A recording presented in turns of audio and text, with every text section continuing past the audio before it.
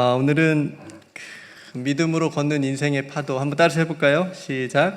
믿음으로 걷는 인생의 파도라는 제목으로 잠깐 말씀을 나누겠습니다. 여러분 배 멀미를 크게 하신 기억이 있으세요? 막 흔들리는 배를 타셔서 한 번씩 있으실 것 같아요. 저도 있는데요. 그렇게 많이 타진 않았는데 지금까지 살면서 부산에서 일본으로 청년들 데리고 단기 선교를 간 적이 있어요. 한국에 사역할 때.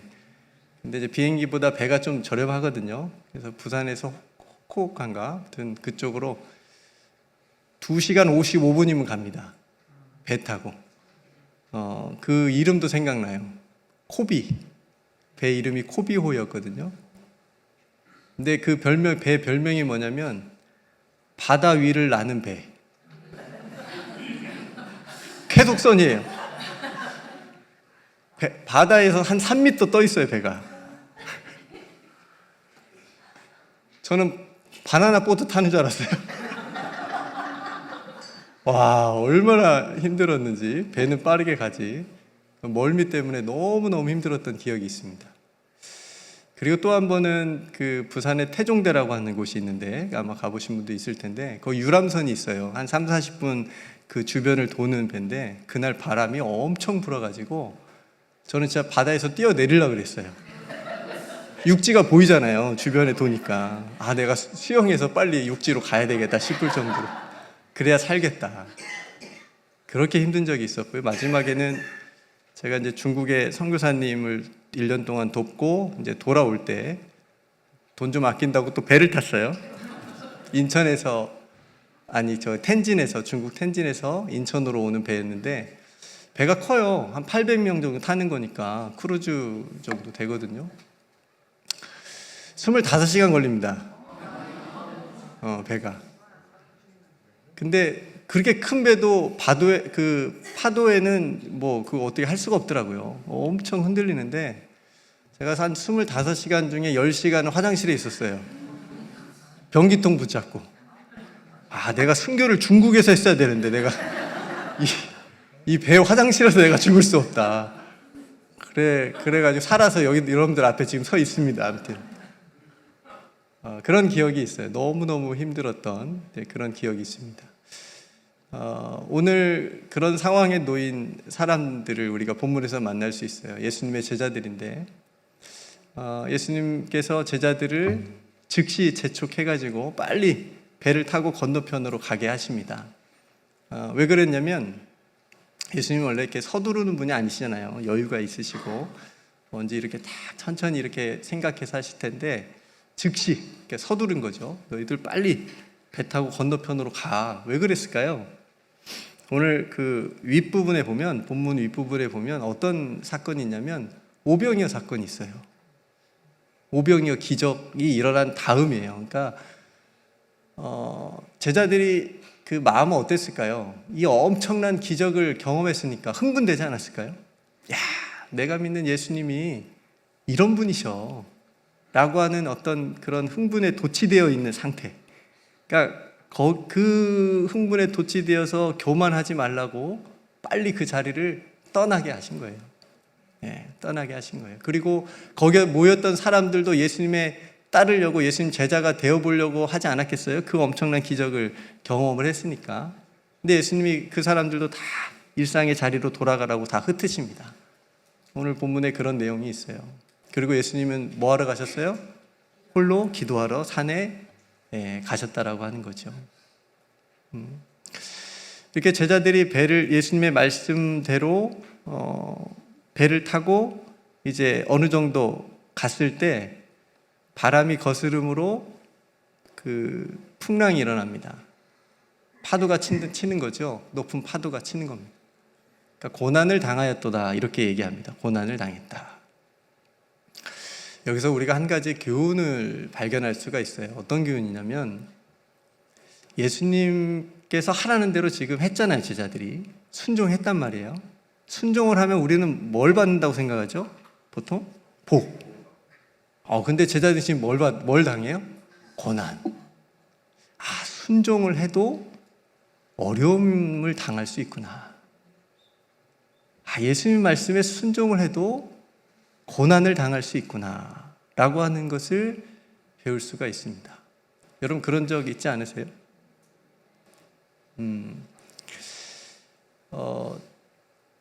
제 동기 목사님들 중에 선교사님들이 있어요. 아프리카 쪽에도 있고 남미 쪽에도 가 계신 선교사님들이 있어요. 선교사로 준비되고 훈련되고 또 하나님의 부르심에 순종을 해서 갔잖아요. 근데 어려워요. 선교의 문도 잘 안 열리고 재정적으로도 힘들고 이제 SNS에 이제 친구 동기 목사님들이 올려요. 힘든 일, 본인들 힘든 일을 올려. 그러니까 기도해달라고 올리는 거예요. 뭐 타이어가 빵꾸 났다. 갔더니 막 아무도 없고 또 비는 또 엄청 내리고 뭐 이런 선교적 상황들, 어려운 상황들, 힘든 상황들을 이제 SNS에 올려가지고 이제 기도를 부탁을 합니다. 그러니까 어려움을 당하는 거죠. 근데 그런 힘들고 어려운 상황 속에서 고백이 뭐냐면 행복하다 그래요. 이상하죠? 어려운 일 당하고 있는데, 힘든 일 당하고 있는데 행복하다고 고백을 해요. 왜 행복할까요? 그러니까 예수님을 더 깊이 만나는 시간이래요. 그게 그분 선교사님들은, 친구들은 예수님과 그 어느 때보다도 깊이 교제하고 기도할 수 있는 시간으로 삼는 거예요. 삼고 있는 거예요. 그리고 실제로 예수님께서 우리 선교사님들을 더 이렇게 꽉 붙잡고 있는 것을 느낀대요. 그런 상황 속에서도. 그러니까 우리가 예수님을 믿고 예수님의 말씀에 순종해도 어려움 당하고 고난 당할 수 있는데, 그것이 곧 오히려 하나님의 말씀처럼 고난 당한 것이 곧 내게 유익이다. 하나님을 더 가까이 만날 수 있고 하나님의 사랑을 더 깊이 경험할 수 있는, 그렇게 고백을 하는 거죠. 그런 깨달음을 우리가 또 오늘 제자들의 상황을 보면서 우리가 느낄 수가 있습니다. 우리가 아는 대로 제자들은 절반 이상이 직업이 예전에 뭐였죠? 전직 어부들이었어요. 그러니까 어부들은 어느 정도 컨트롤할 수 있잖아요. 이 정도 파도고 이 정도 바람이면 헤쳐나갈 수 있겠다라고 하는 그런 것들도 있을 거고, 정보도. 그리고 바다의 잔뼈가 굵은 전문가들이고, 그럼에도 불구하고 바다가 얼마나 무서운지 아는 사람들이에요. 그죠? 근데 오늘 이 제자들이 당한 이 상황은 고난당하더라 너무 위험한 상황인 거예요. 그러니까 굉장히 두려움을 많이 느꼈을 그런 위험한, 생명의 위협을 가할 만한 그런 상황인 것을 우리가 느낄 수가 있습니다. 제자들이 얼마나 두려웠을까. 이런 예기치 않은 상황을 만나면서 그런 두려움, 불안감, 그런 것들이 제자들 안에 있었을 텐데, 여러분 우리들도 마찬가지로 우리들의 삶에 예기치 않은 그런 상황들, 그런 일들을 만날 수가 있죠. 여러분들은 어떤 일들을 지금까지 살아오시면서 겪으셨나요? 저는 국민학교 5학년 때 저희 아버지가 이렇게 갑자기 쓰러지셨거든요. 그 일이 저의 삶에 가장 지금까지는 큰, 예기치 않는, 정말 두려운 그런 일이었습니다. 또 잘 나가던 비즈니스가 갑자기 어려워질 수도 있죠. 그죠? 어떤 사정에 의해서. 또 요즘 미국에서 일어나는 일처럼 평상시처럼 출근을 했는데 30분 만에 해고당해가지고 나가라, 이런 일을 겪을 수도 있는 거고요. 또 가족 같은 관계가 오해로 인해서 원수가 되어지고 깨어지는 일들도 겪을 수 있는 거고요. 내가 열심히 공부를 했는데 돈이 없어서든지 어쨌든 상황에 의해서 졸업을 못하거나 학위를 받지 못하게 되는 수도 있고요. 여러 가지 상황들이, 예기치 않은 일들이 우리들의 삶에서는 일어난다는 거죠. 그걸 우리는 경험하면서 살게 되는 거죠. 개인적으로도 그렇지만 공동체적으로도 그렇죠. 몇 년 전에 일어났던 코로나로 인해서 모든 교회들이 어려움을 당하고 또 전 세계가 어려움을 당할 정도로 힘든 시간들이 있었고요. 우리 장로님 기도해 주셨지만 우리나라 산불도 그렇고 또 미얀마 내전으로 너무 힘든 상황인데 거기에 지진까지 일어나서 또 모든 것을 잃어버린 사람들도 있고요. 지금도 전쟁은 계속되고 있고 그분들은 하루하루 두려움과 공포의 일상이 돼서 살아가고 있지 않겠습니까? 그러니까 이런 일상에서 우리가 이런 두려움을 느낄 만한 일들을 우리가 경험하고 또 원하진 않지만 만나고 그렇게 살아간다라고 하는 거죠. 오늘 본문에 다시 돌아와서 보면 제자들이 그렇게 바람과 파도에 사투할 때에 밤 사경쯤에 예수님께서 바다 위를 걸어서 제자들에게 오셔요.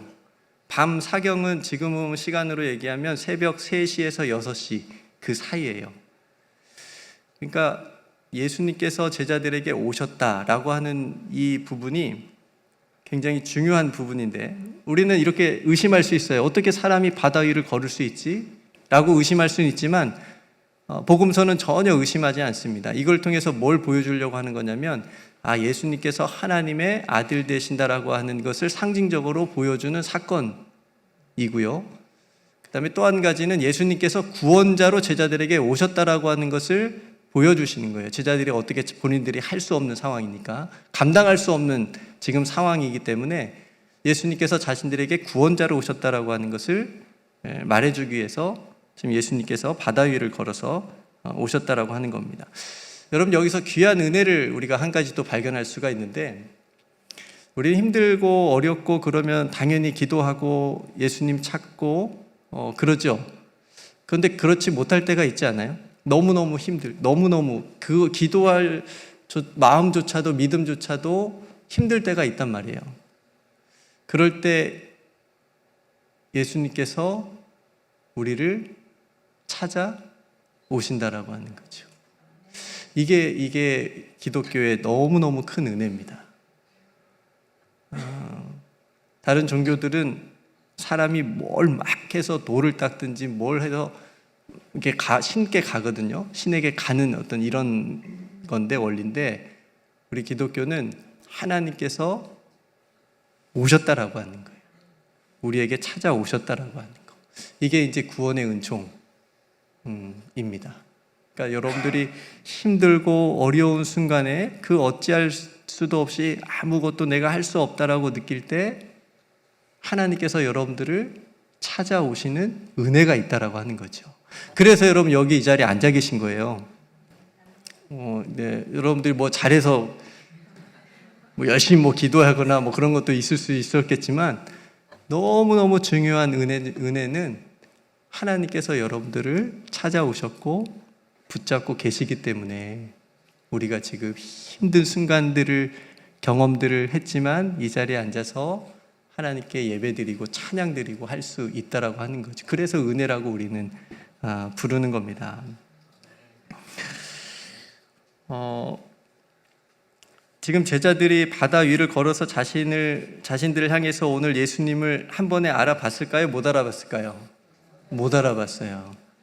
우리들도 이게 하나님의 은혜다라고 하는 것을 못 알아먹을 때가 있어요. 네, 그렇죠? 근데 제자들은 좀 당연할 것 같아요. 왜냐하면 굉장히 캄캄한 시간이고 사람이 바다 위를 걸어서 온다는 것도 상상하지 못할 일이기 때문에 제자들이 뭐라 그러죠? 유령이다. 이름 비해서는 귀신이다. 그래서 귀신은 이제 한국적인 표현이고, 그죠? 그러니까 유령이 이제 서양식으로 쓴 거니까 유령이다. 무서워하면서 막 벌벌 떨면서 소리칩니다. 그런 제자들에게 예수님께서 말씀하십니다. 두 번째, 오늘 본문에서 3번의 즉시가 나와요. 여러분들이 잘 살펴보시면 첫 번째는 오병이어 끝나고 즉시 제자들을 그 자리에서 떠나게 하신 거. 그 다음에 이제 여기서 지금 두 번째 즉시 제자들이 유령이다 하면서 무서워하는 제자들에게 말씀하십니다. 안심하라, 나다, 두려워하지 말라. 안심하다, 나다, 두려워하지 말라. 여러분 인생의 파도 속에서 예수님의 이 한마디면 충분합니다. 아멘. 이 한마디면 충분합니다. 안심해, 나야, 두려워하지 마. 이 주님의 음성을 들을 수만 있다면 우리가 인생에 만나는 고난의 고비마다 순간마다 다시 믿음에 걸어갈 수 있는 힘과 용기를 얻게 될 줄로 믿습니다. 이게 제자들에게 얼마나 큰 힘이 됐겠어요. 안심해라, 나다. 두려워하지 말라. 아, 이제 우리 살았구나. 우리 죽지 않구나, 살았구나라고 생각했겠지요. 근데 제자들 중에 베드로가 바로 이렇게 반응을 하죠. 28절에 보니까 베드로가 대답하이르되 주여 만일 주님이시거든 나를 명하사 무리로 오라 하소서 하니. 참 저는 베드로라는 제자를 볼 때마다 참 이 사람은 신기한 것 같아요. 그냥 앞뒤 가리지 않아요. 뭐 예수님인지 진짜 예수님인지 아닌지 의심해서 했을지 모르겠지만 베드로의 그 성격을 살펴봤을 때 진짜 예수님처럼 걷고 싶었던 것 같아. 근데 예수님은 또 한술 더 떠요. 와, 그래 오라, 이렇게 이제 말씀하시잖아요. 여러분, 지금 예수님이 오셨다고 해서 바람과 높은 파도가 멈춘 게 아니에요. 지금 계속 지금 일어나고 있는 상황이에요. 상황은 그대로인데 지금 베드로의 눈에는 지금까지 자신에게들에게 위협을 줬던 이 상황이 보이지 않고 예수님만 지금 보고 있게 된 상황이 된 거예요. 그러니까 예수님한테 그런 얘기를 하죠. 여러분, 지금 오늘 베드로가 이제 좀 있으면 무리를 걷는데 몇 발자국, 이 걸었다는 내용이 마태복음 지금 우리가 읽고 있는데 마가복음하고 요한복음에도 있어요. 이 내용이 마가복음 6장에 요한복음 6장에 있어요. 근데 거기에 보면 베드로가 걸었다는 얘기는 없어요. 예수님만 걸었어요. 마태복음에만 지금 베드로가 걸었다는 얘기가 있거든요. 그러니까 이 이야기는 제가 봤을 때 마태 공동체가 의도적으로 넣었어요. 네, 뭘 말하고 싶어서. 마가나 요한은 베드로가 무리를 걸었다는 거 별로 신경 쓸 일이 아니었어요. 무시했을 수도 있어요. 지네들은 못 걸었으니까. 시기나 질투가 나서 그냥 빼버릴 수도 있는데 마태는 뭔가 의도가 있어요.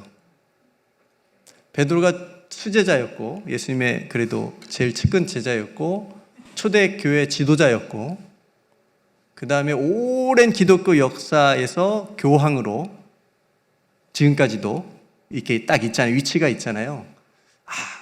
그러니까 유대 공동체 안에서 그 베드로의 위치를 조금 높이려고, 그래도 걸었으니까 예수님처럼 몇 발자국이라도 좀 높이려고 하는 그런 의도가 있거나, 또 반대로 봐라, 베드로도 한낱 인간이다, 사람이다 라고 하는 한계하고 연약한 모습을 부각을 시키려고 이 부분을 넣을 수도 있습니다. 어쨌든 마태복음에만 베드로가 무리를 걷는 이 일이 일어나고 있다라고 하는 거. 어쨌든 이 베드로의 단순함과 담대함이 굉장히 부러워요. 저는 이렇게 정말 말씀하신 대로 그냥 예수님이 오라 하면 그냥 뛰어내릴 수 있나, 나는 이럴 정도로의 삶에서. 그렇다고 여러분 나중에 배 한번 타셨을 때 또 이 말씀 묵상하면서 배 위에서 또 뛰어내리시면 큰일 납니다. 왜냐하면 여러분들한테는 오라고 하지 않으셨으니까. 네, 그거 기억하시면서 베드로에게 하시는 거예요. 그러니까 이 말씀 우리가 어떻게 적용할 수 있냐면, 내 일상의 삶에서도 믿음으로 한번 나도 베드로처럼 걸어보자, 해보자 한번, 이렇게 여러분들이 적용하시면 좋을 것 같습니다. 비록 베드로는 몇 발쭉 걷다가 바람을 보고 다시 무서워서 바다에 빠지긴 합니다. 그러니까 여기서도 신앙과 불신앙의 어떤 그 사이에서 갑자기 신앙적으로 걸었다가 바다에 뛰어들어서 걸었다가 다시 불신앙으로 내려와 버린 거예요. 그러니까 우리들도 그럴 때가 있죠. 막 믿음이 충만할 때는 뭔가 다 할 것 같죠.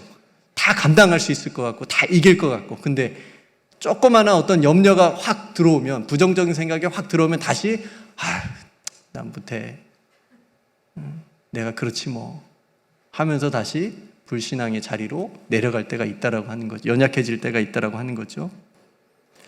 저는 그럼에도 불구하고 이 믿음의 걸음을 걸어봤던 이 경험의 차이는 굉장히 크다고 생각이 되어집니다. 해본 사람하고 안 해본 사람하고. 여러분들은 해본 사람이기를 바랍니다. 한번 해보세요. 믿음으로 살아보려고 한번 해보세요. 베드로가 그렇게 물속에 다시 빠져가니까 이제 예수님께 살려달라고 주여 구원하소서 이렇게 얘기합니다. 이제 세 번째 즉시가 나와요.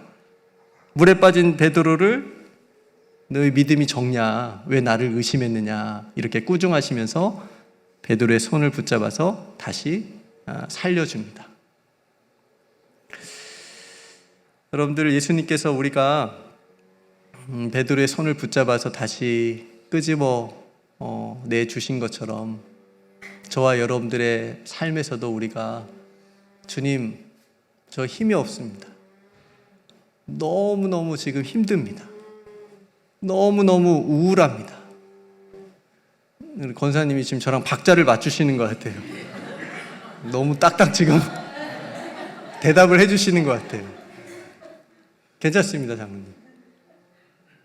너무너무 외롭습니다, 주님. 마음이 너무너무 힘듭니다. 지금 어떻게 제가 할지를 모르겠습니다, 주님. 저를 좀 도와주세요. 이렇게 베드로처럼 예수님께 구할 때 예수님께서 저와 여러분들의 손을 붙잡아 주실 줄로 믿습니다. 다른 데서 방법을 찾지 않고 가장 먼저 하나님께 우리가 기도한다면 하나님께서 저와 여러분들의 그 마음을 붙잡아 주시고 손을 붙잡아 주시고 힘을 더해 주실 줄로 믿습니다. 여러분, 이 세상을 바라보면 제가 앞에서도 몇 가지 말씀드렸지만 정말 고난의 바람이 불고 있어요. 세상이 어떻게 될지 예측이 안 되는 것 같아요. AI는 뭐 AI대로 막 엄청나게 발전을 하는데 우리 인간들은, 사람들은 더 악해져 가는 것 같아요. 이렇게 가는 것 같아요. 그래서 이 세상이 자연재해도 뭐 마찬가지고요. 과연 어떻게 될지 감이 오질 않습니다. 너무 절망적인 것처럼 보여집니다. 이런 세상에 주님이 찾아오셔서 먼저 하나님을 믿는 하나님의 자녀된 저와 여러분들에게 안심하라, 나다, 두려워하지 말라 말씀해 주신다고 저는 믿습니다. 왜요? 하나님은 이 세상을 포기하지 않으시기 때문에 그렇습니다. 요한복음 3장 16절 말씀, 하나님이 세상을 이처럼 사랑하사, 미워하셨으면 벌써 끝났어요. 정말 이 인간의 탐욕과 이 죄악으로 인해서 벌써 그냥 히틀러가 그랬을 때 그냥 끝냈을 것 같아요. 너무너무 미웠으면. 사랑하사, 그나마 사랑하사. 지금까지 저와 여러분들을 통해서 하나님의 나라의 소망을 세상에 선포하게 하고 교회를 통해서 보여주게 하심으로 희망이 시작될 것이다 라고 하는 것을 저와 여러분들을 통해서 보여주시라고 믿습니다. 여러분, 파도, 바닷가에 보면 파도 막 빠져가는 사람이 있고, 서핑 저는 못하는데 서핑이라고 하나요? 우리 석훈 집사님 잘 아실 것 같아요. 타실 수 있나요? 네. 그거 타는 사람 멋지잖아요. 집채만한 파도가 이렇게 치는데 그 사이를 쫙, 그러니까 파도에 빠진 사람이 있고 파도를 타는 사람이 있는데, 하나님을 믿는 저와 여러분들을 그 인생의 파도를, 믿음이라는 서핑을 타고 가는 그런 인생이 되기를 주님의 이름으로 축복합니다. 그 믿음으로 오늘 또 낙심하지 마시고 절망하지 마시고 인생의 파도를 넉넉하게 걸어가는 우리 모두가 되기를 주님의 이름으로 축복합니다. 말씀을 정리하겠습니다. 누구나 삶에 어려움을 주는 바람과 파도가 있어요. 누구나 있습니다. 크고 작다 뿐이지 예외 한 사람도 없습니다. 사연 들어보면 다 어려움들을 겪고 있더라고요. 그 어려움들, 인생의 파도는 근데 영원하지 않습니다. 일시적이에요. 여러분 한번 뒤돌아보세요. 여러분 삶을. 너무 힘들었을 때 있잖아요. 근데 지나갔잖아요. 근데 지금도 그 상태일 수도 있지만 지나갑니다. 우리가 붙잡아야 될 것은 영원한 거예요. 우리를 향한 하나님의 사랑과 구원, 그 영원한 것을 우리가 붙잡고 살아가야 되는 거예요.